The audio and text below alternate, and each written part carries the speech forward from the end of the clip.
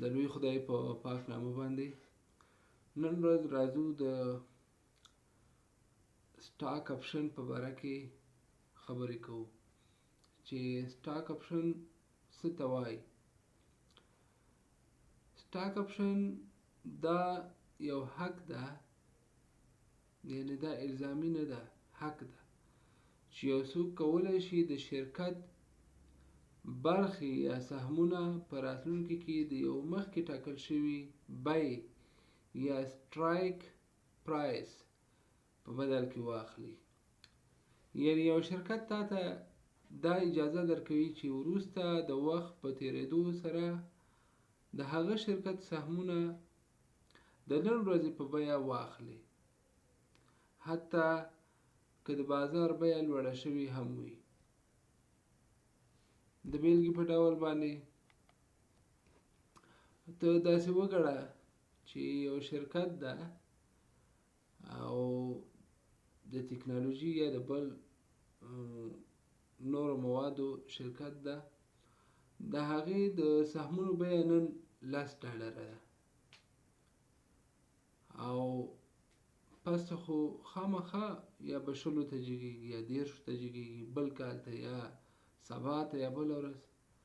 نو تا ته دا شرکت د سټاک اپشن د لارې دا اختیار درکوي چې ته کولی شي چې نن دغه سهم په $10 ده، په بل کال کې ته په همدغه $10 باندې دا سهم اخیستلی شي، په سبا ورځ هم اخیستلی شي، په 2 کاله بعد هم اخیستلی شي، 3 کاله بعد هم اخیستلی شي. نو دغې ته سټاک اپشن ویل کېږي. یعنی مثلا ته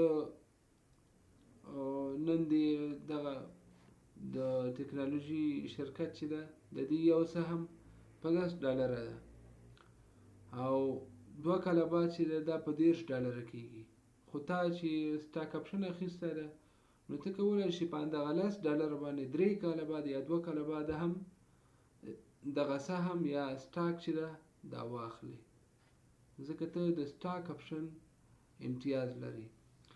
دا ولې ورکول کېږي؟ دا زیاتره وخت شرکتونه د کارکوونکو د تشویق دپاره ورکوي چې کارکوونکي تشویق شي که نه، چې شرکت ته کار وکړي، لا ډېر کار وکړي. هغوی خوشحالوي، د هغې د خاطره شرکت کارکوونکو ته سټاک اپشن ورکوي. نو په دې کې داسې نه ده چې شرکت ته بیا ګټه نه ورځي،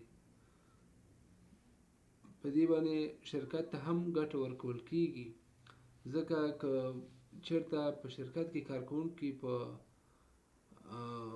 اخلاص سره یا ډېر کار وکړي نو شرکت هم ډېره ګټه لاسته راوړي. کله چې شرکت ډېره ګټه لاسته راوړله، د دې سهمونه جګېږي په مارکیټ کې چې د هغې نه هم دته ګټه راځي، د شرکت د ښې کارکردګۍ نه هم ورته ګټه راځي.